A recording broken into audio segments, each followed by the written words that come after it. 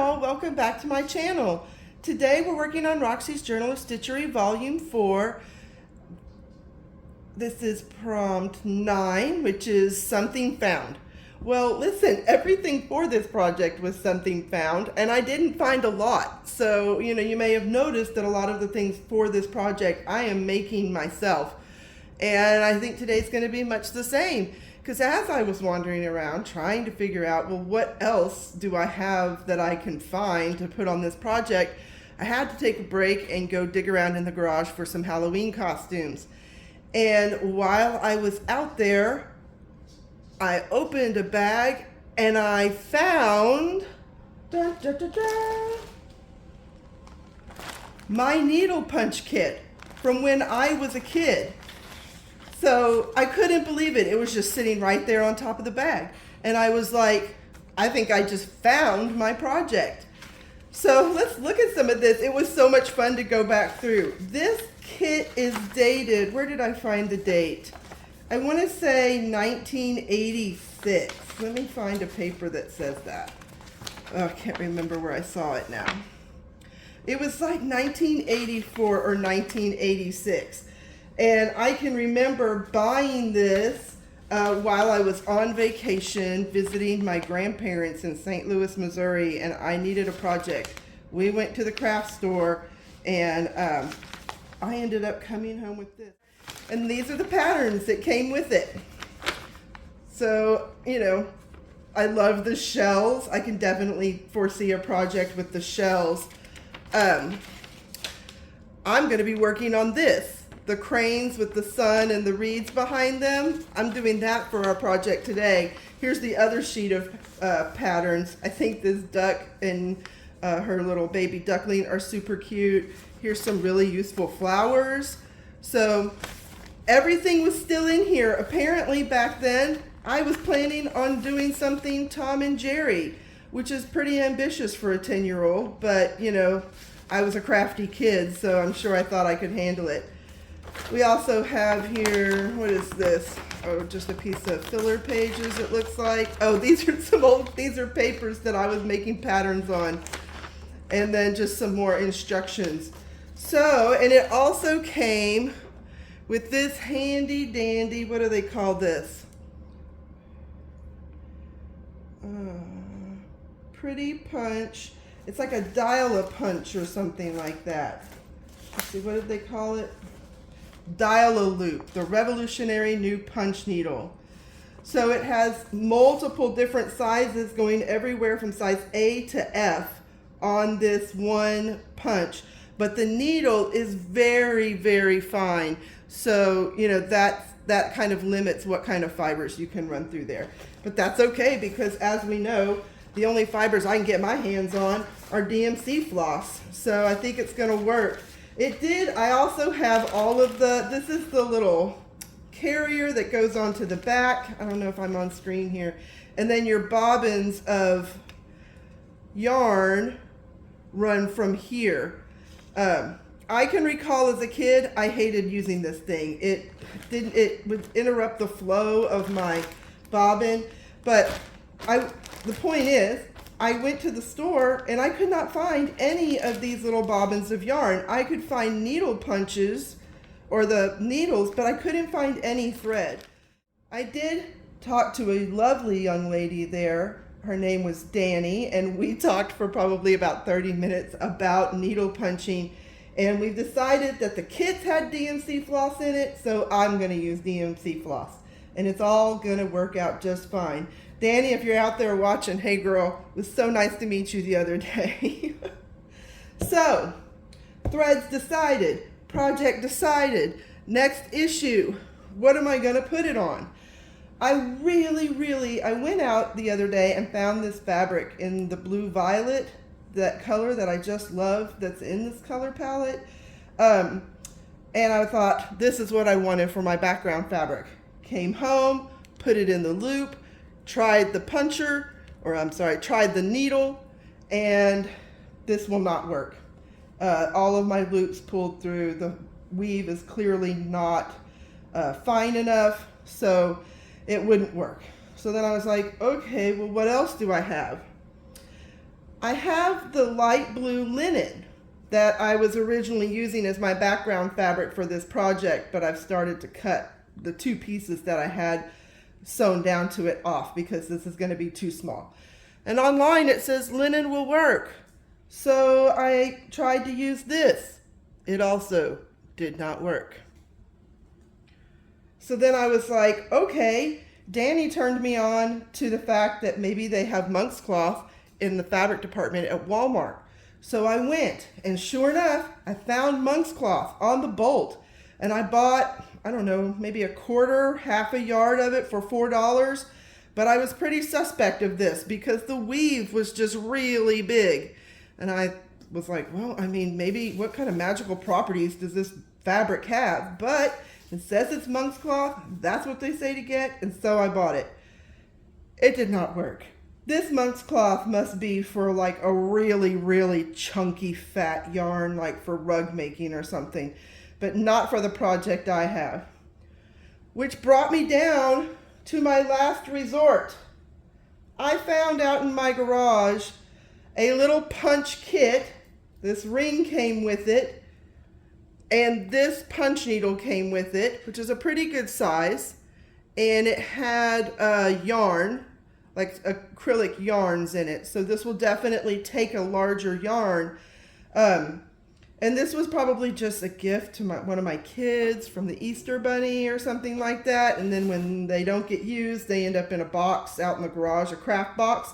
And so I found this and I was like, okay, well, I'm going to assume that this fabric will work because it came in the kit, but it wasn't the right color. And I was like, oh, what am I going to do now? And so I dyed it. This is just a cheapo Rit dye, indigo blue. First I tried to put the fan folds in it so I could get the cool dye, that kind of tie-dye effect. And then when I went to rinse it out, not a lick of dye stayed in my fabric. Not a trace of dye stayed in this fabric. So then I was like, forget the tie-dye, let's just soak it. And I gave it another 20 minutes, went to rinse it, it all washed out again. So then I was like, overnight, this is my last resort. If this doesn't work, I don't get to do this project because I can't find the materials to do it on. And so I left it overnight. I did not rinse it. I air dried it. And then once I felt it was pretty dry, I threw it in the dryer. And then when that was done, I pulled it out and I heat set it with my iron. And I'm not putting any more water on this. I've seen other people use watercolors or the colored pencils that are water activated on their projects, and their thing was it's not going to get washed, so I'm not worried about, you know, the color stability. So I'm going with that philosophy too. We'll see. So, and I'm so sorry you guys missed these steps because honestly, I was in full-on panic mode. I was like, you're about to have to pivot so you can do this project. Because then I had to transfer the pattern to the fabric. And the fabric was too thick to use my light box with. So then I went out and I bought some of this transfer paper and tried to transfer my pattern onto this fabric. But I couldn't figure out which side was to transfer. I'm experimenting back and forth. Nothing's happening. I finally got a different piece of fabric and even a book cover and made a mark so I could see which side transferred. And it does transfer, but it doesn't transfer to this fabric. So I was like, well, maybe the coarse texture of the fabric is just causing too many issues. And so at that point, I had to take a break because I was super frustrated and I needed a bowl of Captain Crunch so I could think it over. Don't judge me. Captain Crunch is one of the best cereals out there, ever made in all time. Anyhow, while I was eating my lovely bowl of Captain Crunch, with crunch berries, mind you, I said, Dion, quit trying to get all crazy. Just cut it out and trace it. Dun, da, da, da. Brain blast, right? So I was like, all right, finished my bowl, and I came and I cut my project out. I had just made copies of it on my computer to try and find the right size because the size was too big for this piece of fabric. Anyhow, ran it on my computer and cut the image out. Then I went to go trace it onto my pattern. And guess what? Those Friction pins, these pins, would not write on this fabric either. Super frustration. Finally, I found a ballpoint pen. It did fantastic. I traced out the pattern. I went around the whole edge of it first, got that shape, then came in and cut out the sun so that I could get the neck shapes in here, and kind of drew in my reeds and sketched in my legs. And I was so relieved that that finally worked, because I was in a full-on panic. But here we are. My cat's trying to eat a box. Anyhow, here we are. So now I've got some decisions to make about where I want to place my colors. And I'm just going to pull this piece of paper out because I think it's easier for you to see the pattern than maybe here on the fabric. Okay, so let's talk about colors. I have this sun here, which I think I'm going to do in this bright orange, or this darker tone of orange. I think it really pops against the fabric really well. The birds are going to be a little trickier. I'm going to have to really think.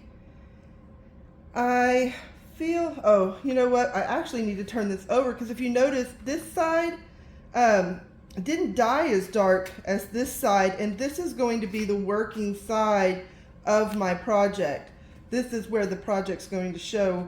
I want to use the loops, not the straight stitches that happen with this project.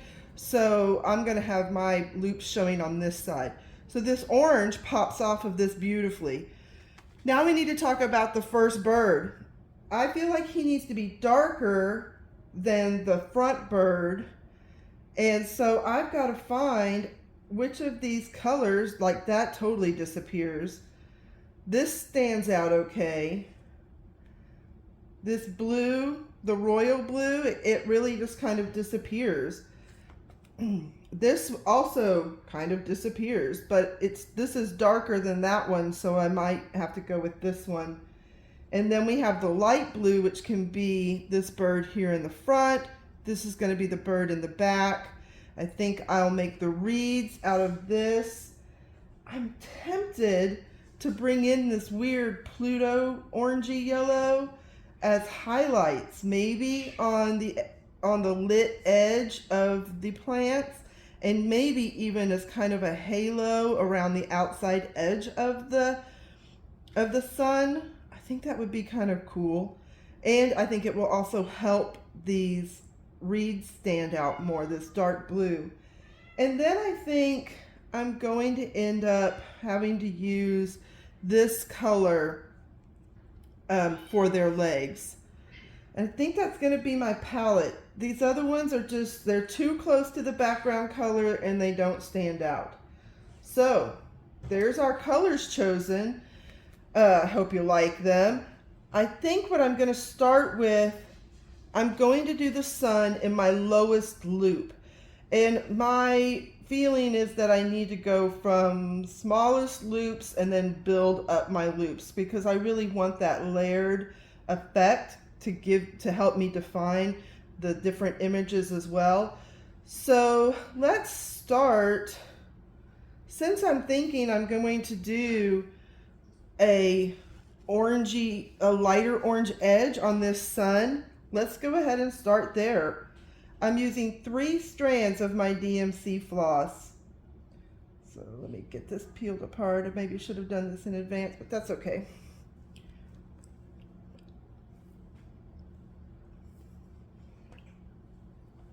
Oh, and a knot. Let me get back to you. I'm gonna have to oh no, we're just gonna have to cut it. There's no even working that out. Let's just cut it. Cut. Done and done. So now let me show you how to thread one of these. Pretty much they all thread the same. I have this one from, I found the date, 1984. This one came with the 99-cent summer craft kit that I'm using, and then I bought this one. I think the needle is the same size as this one, so that's kind of a bummer. I thought it was a little bit bigger.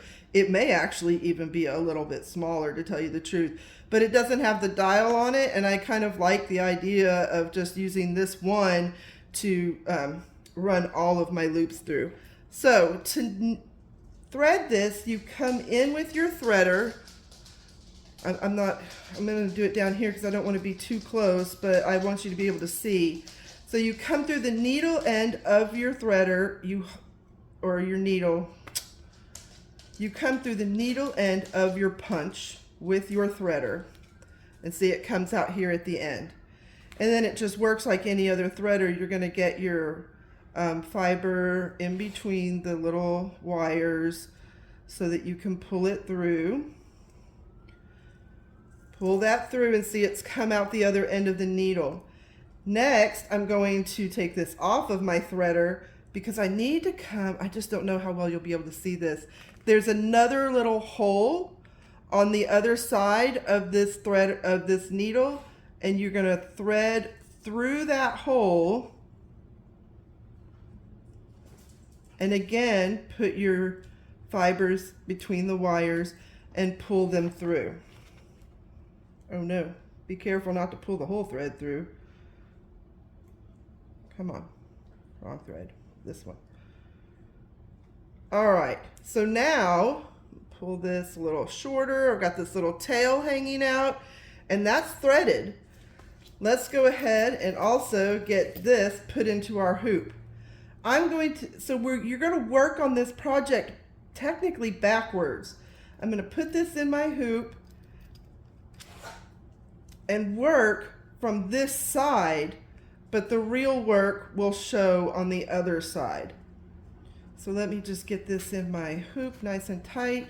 My pattern's a little big for my hoop, just a little bit. See, I lose a little beak here. This is up on the plastic, a little tail loss here. I'm hoping that I can just, once I get to those points, I can take it out of the hoop, hold it tight, and still make it work. It's just a little bit, not too bad. So I'm hoping for the best. So let's go ahead and start. When you punch with the open side of the needle. So I'm just not sure. If you see, my thread has come through, and there it's come out that side of the needle. So this open kind of is your lead. You always lead with that. And it's important to always go in the same direction. So to start, I'm just going to punch in on my line, pull my needle out. Hello, little man. But just barely. I don't really want to leave the surface of the fabric. Come forward and punch in again. I'm not sure if you're going to be able to see this, but I'm coming out, moving just a little bit forward and punching in. Got that tail hanging out there. Forward, punch in. Forward, punch in. And I'm just going to keep following my line. And it's kind of cool to watch how the thread rolls out of the top of the needle there. So when I want to come back and go the other direction, I'm just going to turn my project around, scooch over to the next row, punch in, and just keep moving forward. Punching my needle in, pulling it out, going in the same, always traveling in the same direction, keeping that open end of my needle going in the direction I want it to go. Let's turn it over and see what we've got. So if you see there, I have kind of a sporadic thing going on, but that's okay because I'm going to come back in and fill it in more, and that'll just give me variegation there on that edge, so I don't have like a striped sun. I've got some kind of variegation going on and blending. In fact, I'm going to kind of come over here and move over here and punch in just some kind of randoms. Oh, I just pulled all my punches out. You gotta be careful. I might need to not do it that way. Let me turn and go back the way I was going again and fill this in again. That's one good thing though, is if you make a mistake, it's kind of nice to know that it's just a matter of pulling it out. In fact, I'm not happy with any of this, so I'm just going to pull it out. That's all it took to start over. All right. So let me try again here. Just show you. Let me do it here on this bigger space. I'm going to start here on this line of the sun. Punch in, move forward. Okay, I think I'm either making my stitches too big. I know this works because I have practiced, y'all. Making my stitches too big, and I'm pulling out the punches. So you got to kind of be, you know, careful. But there we go. Now I'm getting a rhythm. Once you kind of get the rhythm, and if I was holding this in a little bit of a different position, I think it would probably be working better for me. But for the video, this will be fine. So then I'm going to come and turn around and head back. I think I'm going to do a couple rows of this kind of highlight color on here just to really make it happen. Why is that pulling out? I don't know what I'm doing wrong. Let me try again. You come over. Maybe I was too close. Can be a little picky about format here, I have found. So I think my stitches were maybe just too close.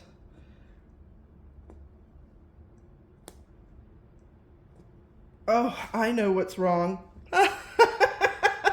So silly. I was holding it like this. Well, look what's happened.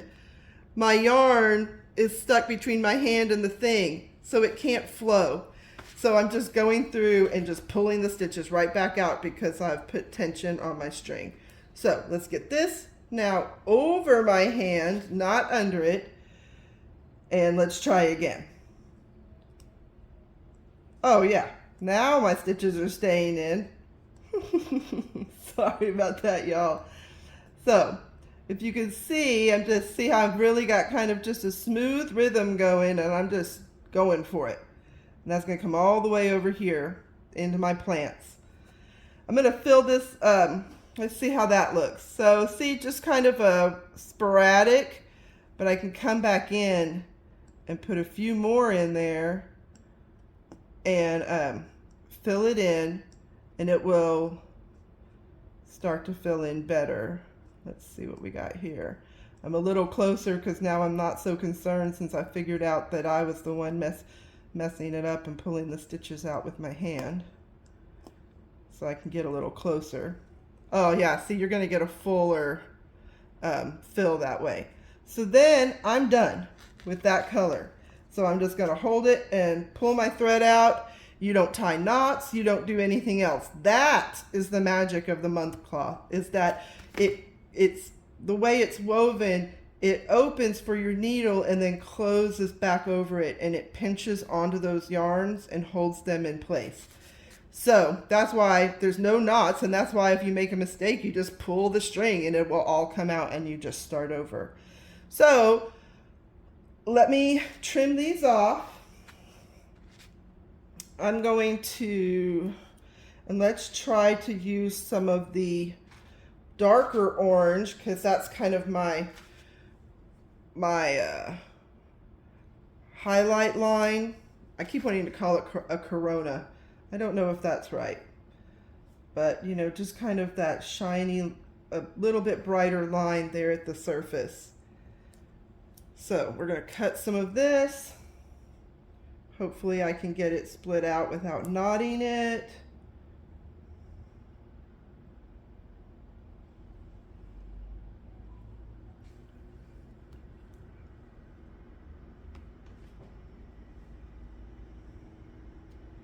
Victory was almost mine.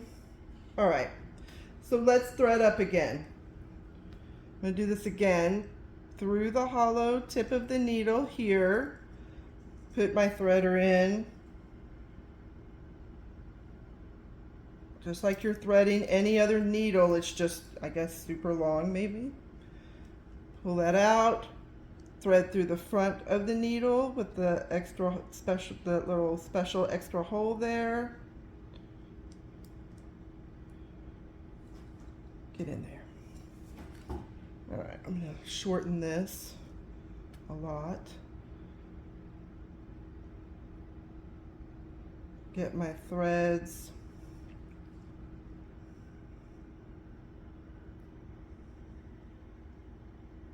Put through the wires again, pull through the front hole of my needle, and there we go. We're threaded up and ready to go. And I can just pick up right here where I left off. I'm gonna go right here next to my bird's head and just start another row. Oh, look at my hand. That's not gonna work. The thread needs to be over my hand so that it doesn't get trapped in between my hand and the punch. So we're just gonna keep going forward. You can see I can get a pretty decent rhythm going, barely pulling my needle out of the fabric, mostly keeping contact with the fabric. So I'm gonna come here and turn around and head back the other way. And you can see that it makes those little straight line marks. A lot of people use those for different texture in their needle punch projects. I am not planning on using them, but a lot of people do. I want the loops. I just want the loops. I've made a mistake there. It's a little bit clumpy. I'm hoping I can go back and fix it. Let's see.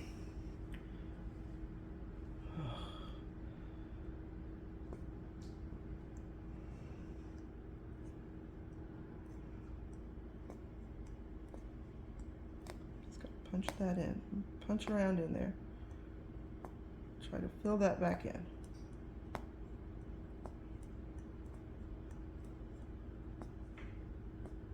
All right, and right there, I'm gonna stop right there because there's a reed there that I'll do in blue. Just gonna come across, keep coming.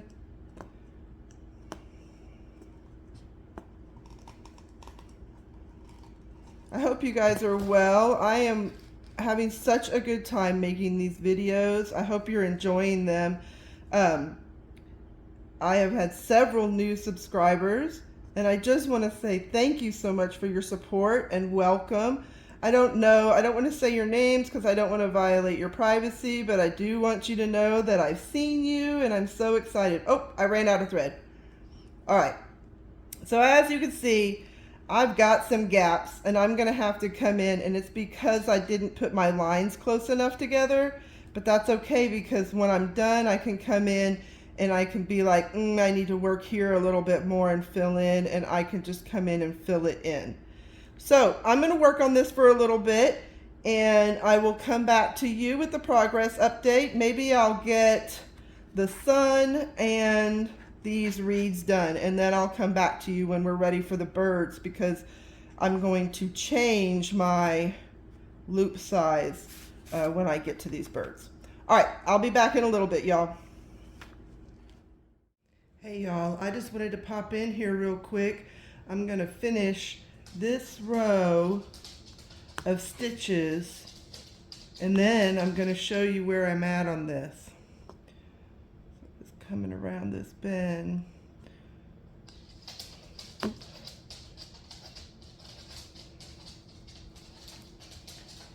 across. I think I'm gonna kind of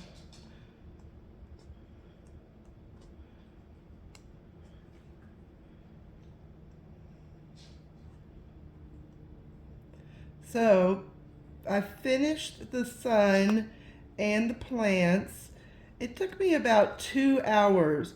And honestly, I really think this next section is going to go much faster. There was a lot of thread changes in the plants over here. And this is very easy to thread, but it's, a multi-step process and it takes some time. So that really ate into that 2 hours just rethreading and changing out my threads to change colors. All right, that's that thread gone. So this is the back. Here's my sun and here's my plants. And this is not beautiful. I would say that my needle punch needs some work, and if my intention was to use the backside of this, what I consider the backside of this project, as my finished project, obviously this would not cut muster. Like this right here, don't do this. But I panicked, and I didn't trust the process. And so let me flip it over so you can see the side that's going to be in my project. Here we go. You can see the blue outline that I just did right here. It's a little janky, but I will come back in and fix it. I wanted to also show you, and I don't know if I'm going to be able to get this on film. My needle has a dial on it. Let me show you how that works. So right now I'm at an A, and the dial determines how long your needle is, and that determines how big your hoop is. So this is A. Let me see if I can get this on camera for you. Let's see. Oh, I wasn't even on camera, was I? Let me tap the focus. Focus. Okay. So if I twist this out to the next mark, my needle gets longer. Let me twist it all the way out for you. One more. There. See how long my needle is now? And when you punch, you want to take your needle, focus, okay, you want to take your needle all the way down to it stops before you pick it out or pull it out and move to the next punch. But that determines how long your punches are going to be. And I tried to show here with 3 different colors of thread. The lowest, the orangey yellow color is the lowest loop. You can see peeking just above it blue, just above that orange. Then I've come back to the yellow again. And my highest is here at the orange. Let me see if I can give a side shot so you can maybe set focused, tap. So that you can see how it goes up in size. So I am going to try and use the A, B, and C heights on my needle here on the body of the birds to try and give some dimension to them here in the middle. It'll kind of, I'm going to go around the edges really low for 2 rows, come in for another 2 rows at the next level, and then have it kind of higher here in the center just to give that, hopefully maybe a little bit of roundness to the birds. So that's where I'm at. I'm going to go ahead and go do that, and then when we come back, these birds will be completely filled. But we won't be done because I can't just leave this background. We're going to have to do something there. All right, guys, I'll see you in a little bit. Thanks. Bye.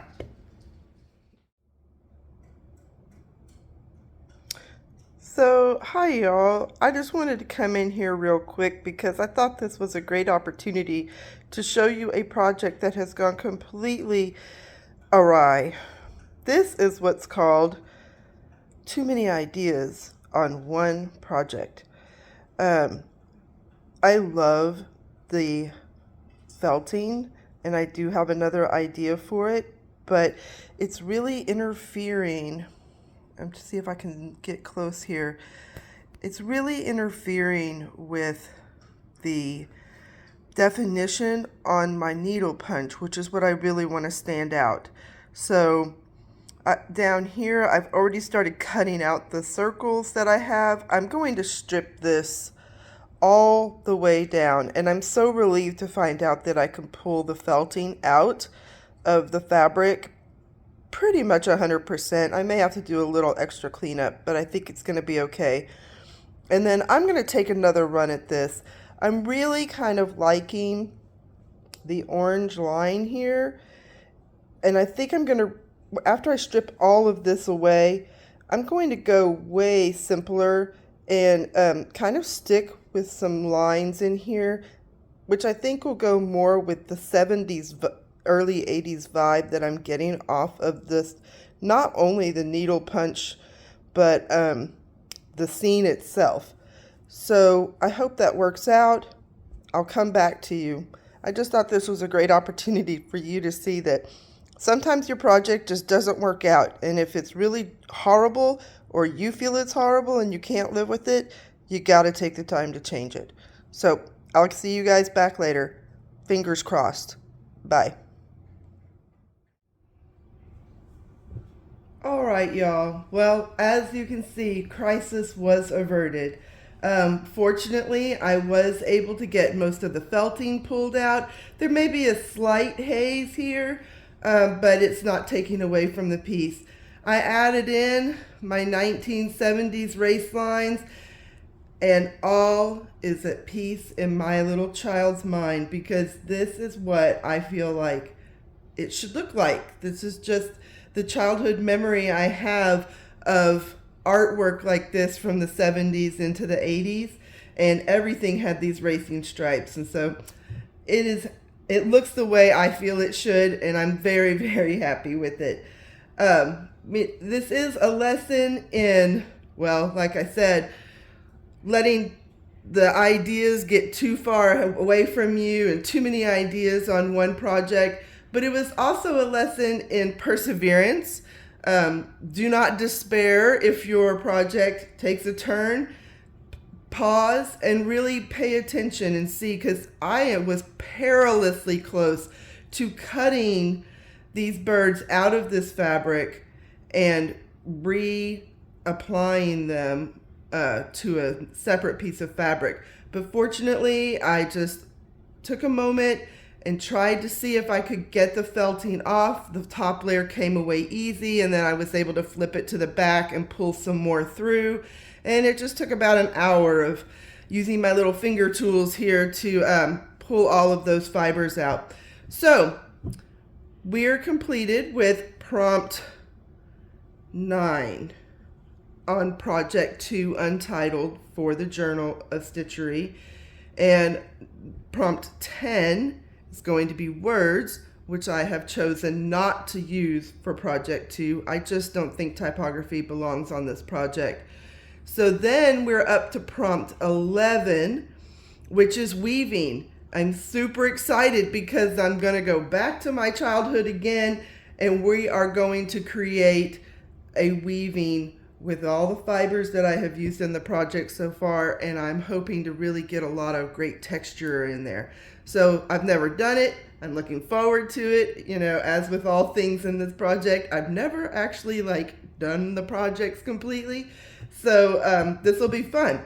All right, I look forward to seeing you then. First, the next video is going to be weaving on 1776, and then I'll follow up with weaving for the Untitled project. I hope you come back to see me. Please, if you like what you see, give me a thumbs up and subscribe. I look forward to seeing you later. Bye.